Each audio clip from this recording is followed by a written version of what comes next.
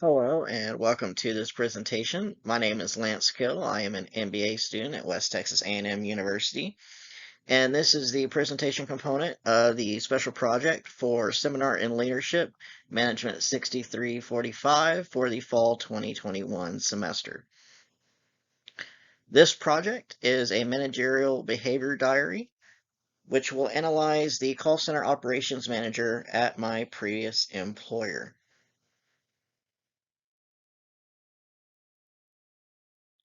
The subject of this will be that call center operations manager for the Tribal Nation Casinos Resorts that I am both a tribal member of and was an employee for about 2 years.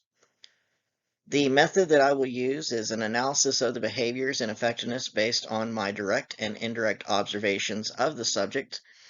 And this will also include some additional observations that were provided by me by my coworkers and others who were able to observe the behaviors of the subject.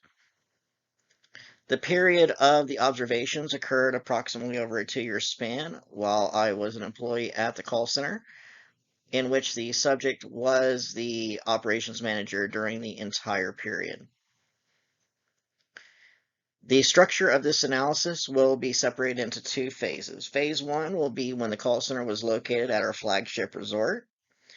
And the phase two portion will be when the call center was relocated into its own satellite building, which was a few miles away from the flagship location.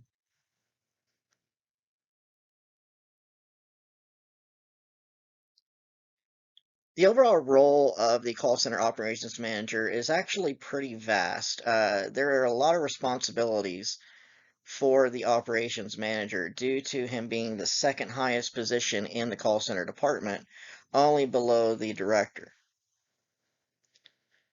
His position by nature is a mid-level management position.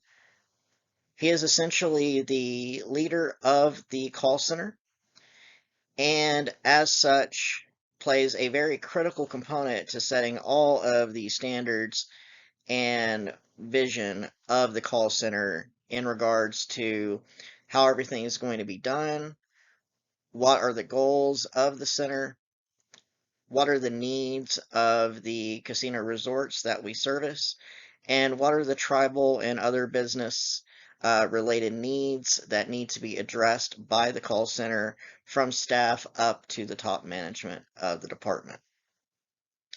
His responsibilities included everything from the operational side to the staffing side and everything in between, including being able to adapt to sudden changes and problem solving as needed based upon any specific need that occurred uh, within the department. Once we moved to the new facility, an additional responsibility that was under the call center operations manager was the overall facility management of that new building. And that does come to play a role in the behaviors that were witnessed. In phase one, there was initial success of the subject. Overall, everything was really positive during phase one. That was while the call center was still at in an office in the back of the flagship resort location. He had positive traits of openness, adaptability, flexibility. He was trusting and group focused.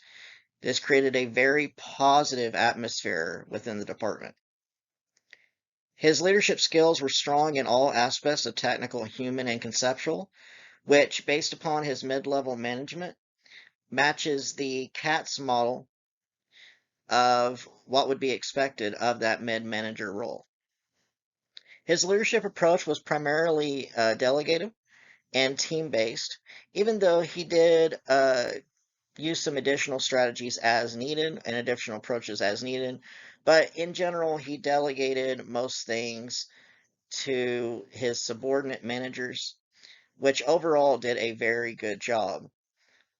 The group dynamic as a result of the above was that there was a very cohesive atmosphere within the department. It felt like a team.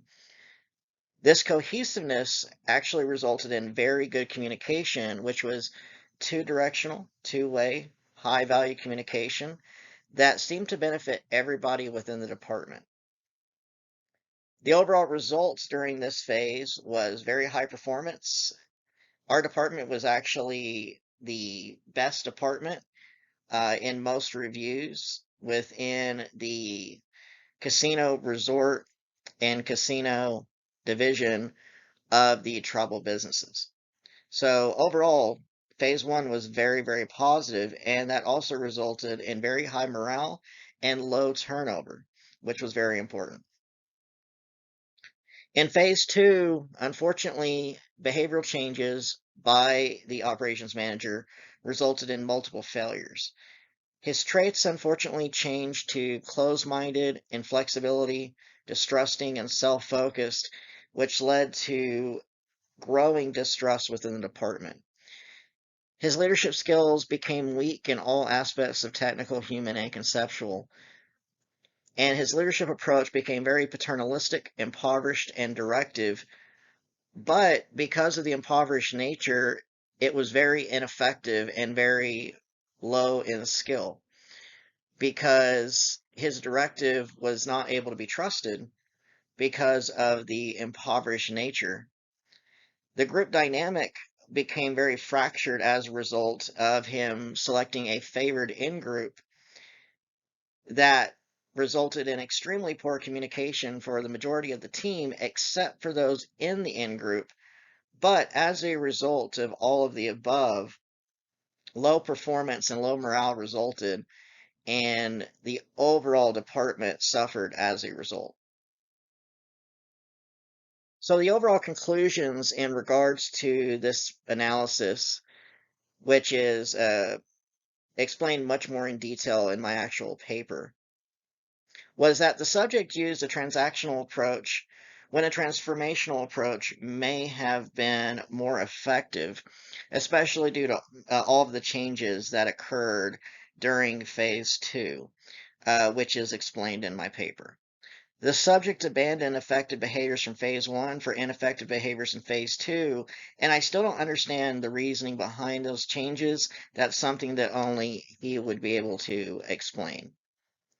Results of those failures in phase two resulted in a very toxic culture, and as a result, it led to very poor morale, which led to low retention and high turnover in phase two, and overall very poor performance of the department. My end conclusion is that if I had been his superior, I would have at bare minimum brought him in for guidance and setting standards of what behaviors I would want to see changed and what standards and results would need to be improved in order to continue his position in that role.